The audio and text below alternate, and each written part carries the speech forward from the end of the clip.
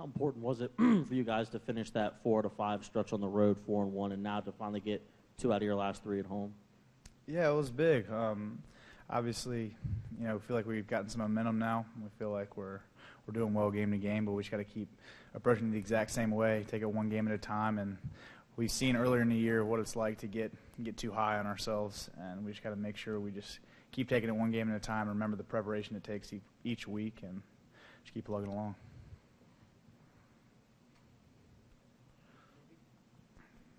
Was it important to maybe show that you guys could win a game where maybe you're not playing your best throughout the whole thing?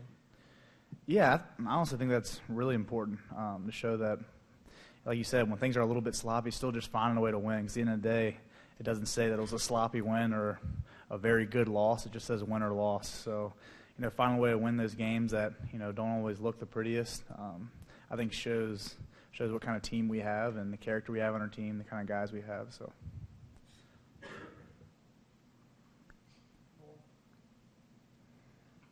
Sam, I know Gerard's a big guy, obviously, he can handle a lot of punishment. Is there some sense from you guys on the offensive side that he's handling too much punishment in the way he runs and the number of runs he's got per game? He seems to be getting beat up quite a bit. Yeah, we got to do a really good job of protecting him, whenever we have pass calls and things like that. And running the ball, we got to do a really good job blocking for him. But as far as play calling goes and stuff like that, you got to talk to the coaches, Yeah, that's all up to them, and we're going to do whatever we can to execute whatever play they call.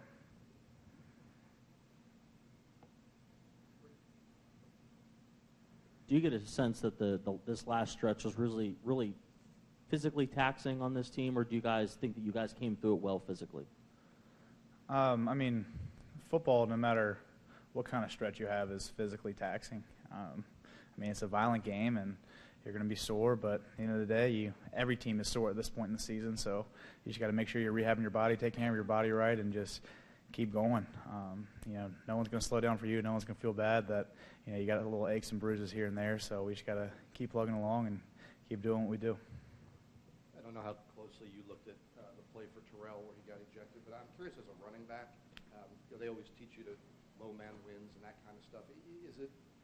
Is there any impact in the way you play the game, knowing that if you lower your head and he lowers his head, that the call's going against the defense? Does it make you more fearless or change anything for you?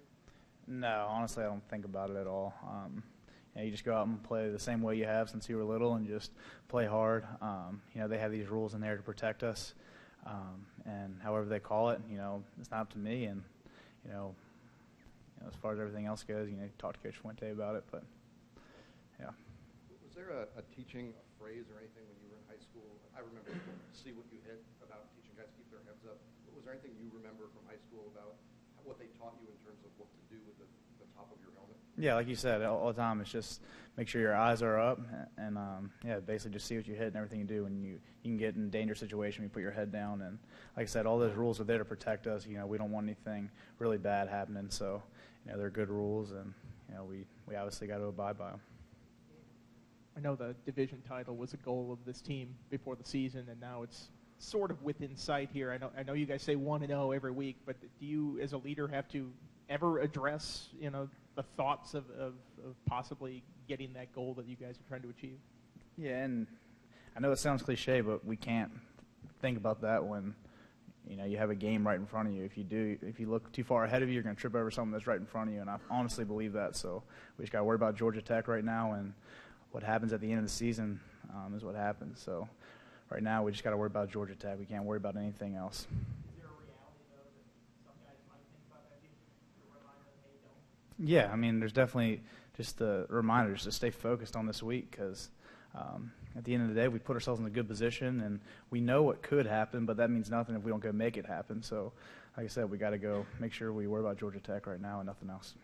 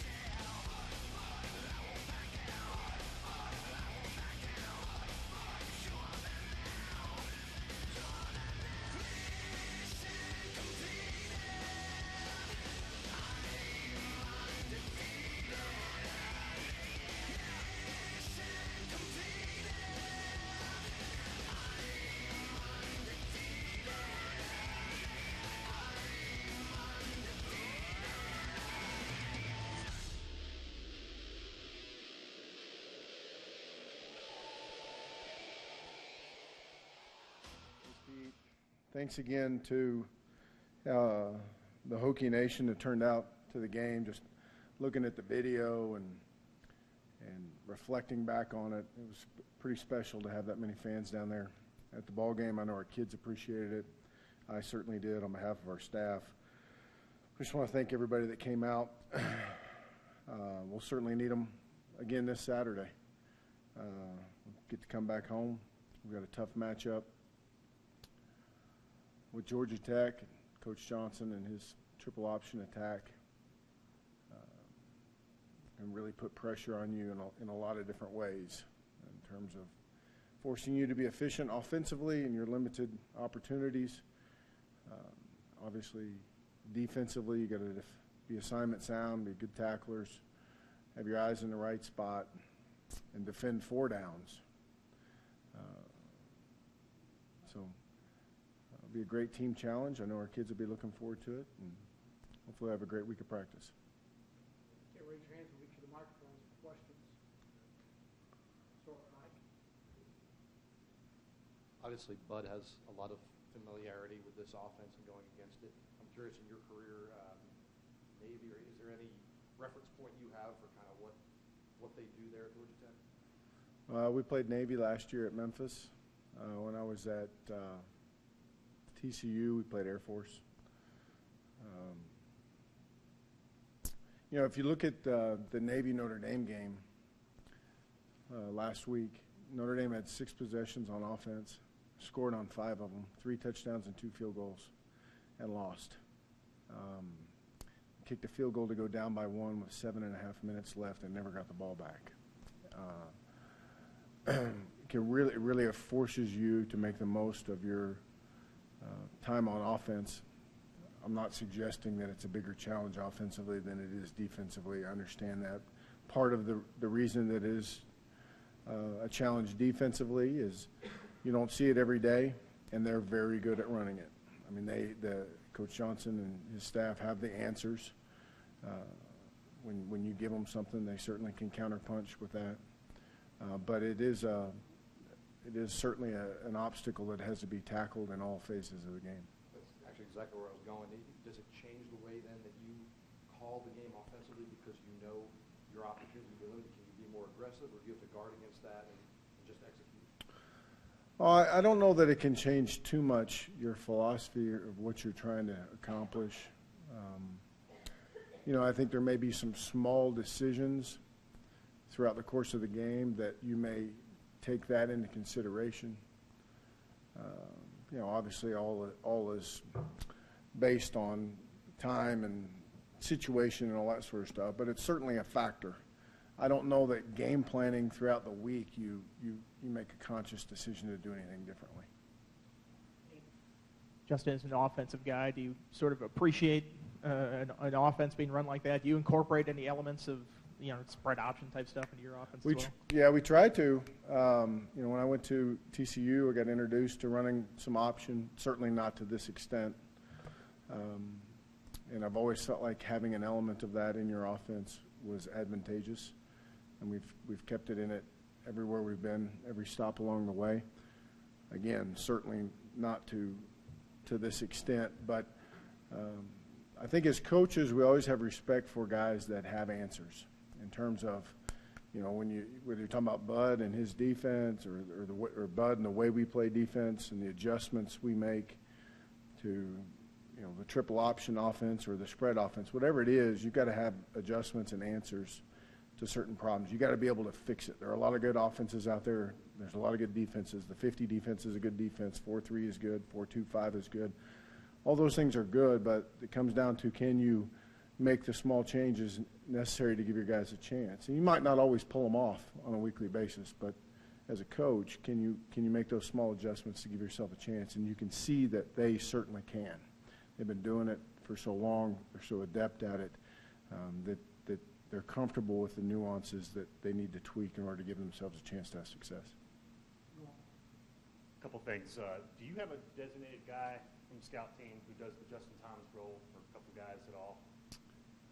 We'll have that discussion today at 5 o'clock. I'm sure we will. I know I don't know. I think last year, Sean Daniel did that role for us last year, I think. Today at 5 in our staff meeting, we'll talk about, what we need to do there to make sure we get a good look.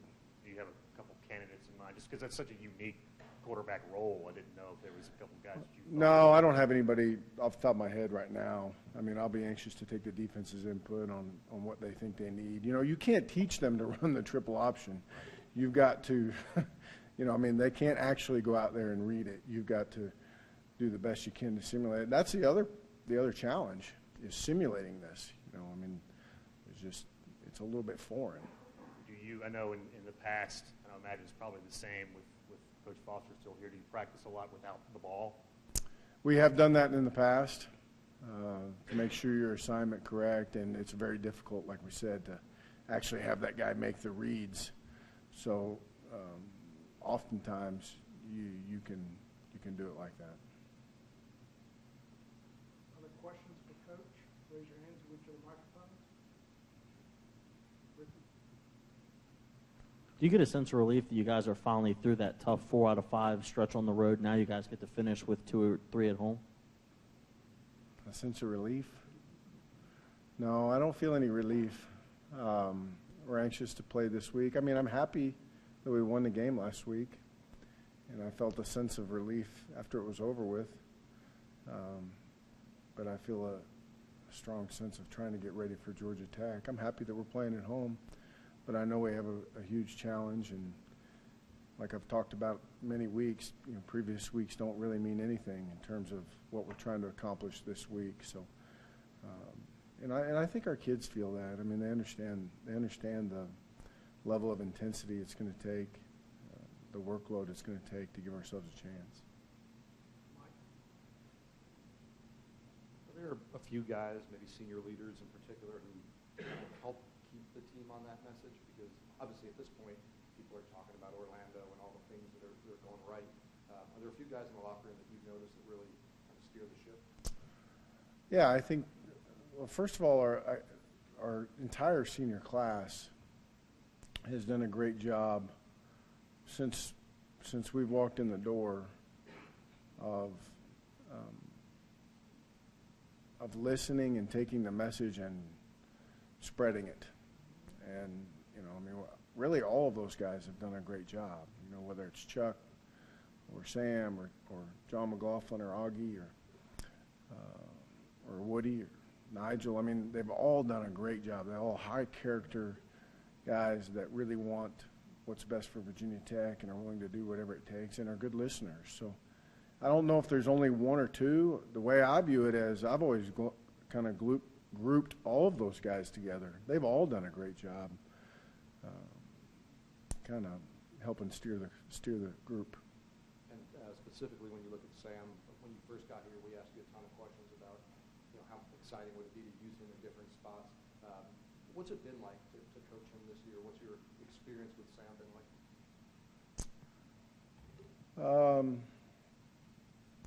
I don't know. It's kind of hard to describe. I've enjoyed every moment of it. I have a great appreciation and amount of respect for him. He's not only an intelligent football player, but he's extremely tough, very mature. You can do a bunch of things with him. If we were different in some other spots, we would do even some other stuff with him. That's the thing I think of sometimes. If our makeup was a little bit different, we could probably do a few other things with him, and he could handle it and be very efficient at it. But I've really enjoyed it. I'm very grateful for this opportunity with Sam.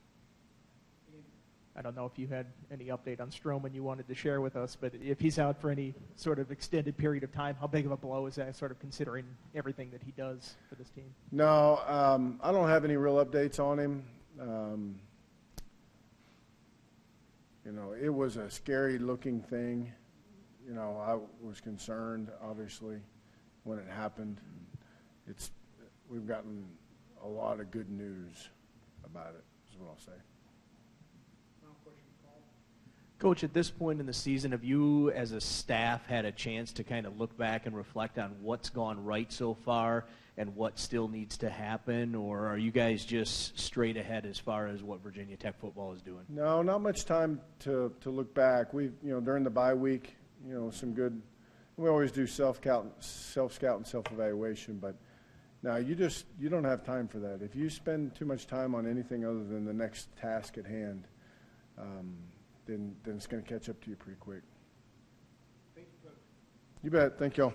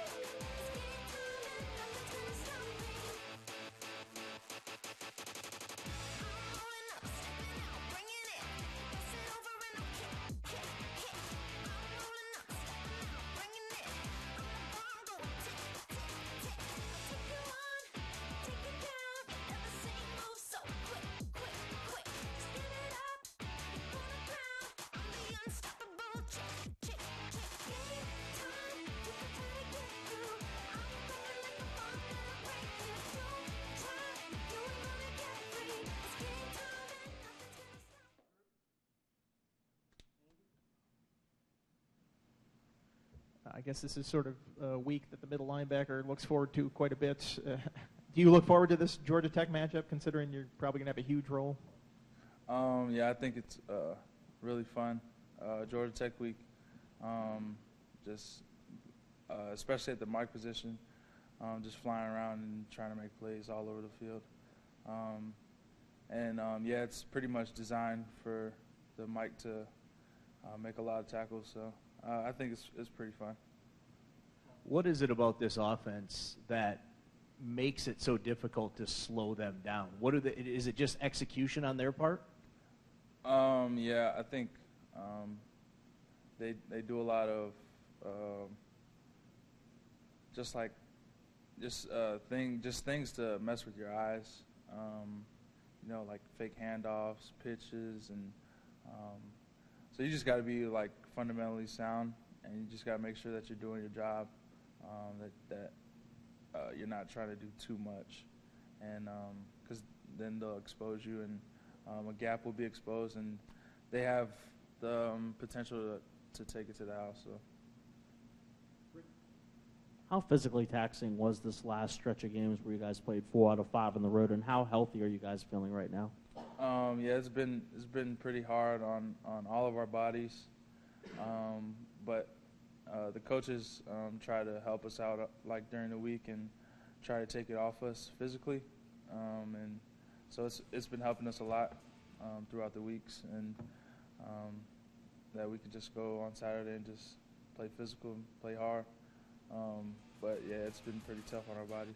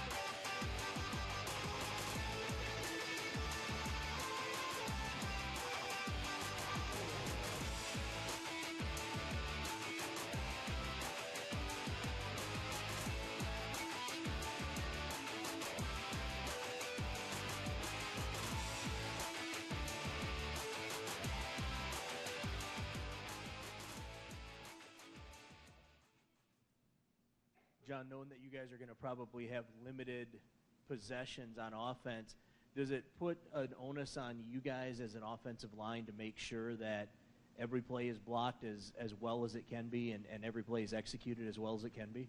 Well, we know we're going to have limited chances, this week because we play a tough opponent this week.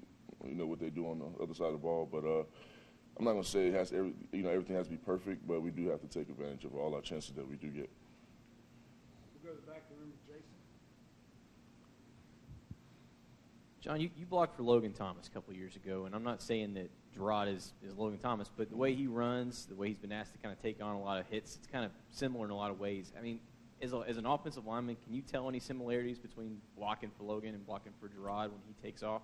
I would say they're different quarterbacks, a different style, but, it's good to have a quarterback that can move like Gerard can, and it was great to have a quarterback like Logan that can move as well. They're both great quarterbacks. I wouldn't say they're similar to each other or they had to, throw the same, but I feel that they're both great.